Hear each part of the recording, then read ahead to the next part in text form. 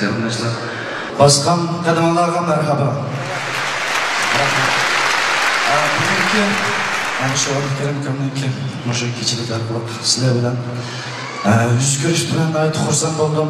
Qilayotgan xizmatlarimiz sizlarga ham loyiq kelsa, sizlarga ham yarasa biz ham yaratgan ijodiyatlarimizdan, xizmatlarimizdan biz ham rozi bo'lamiz.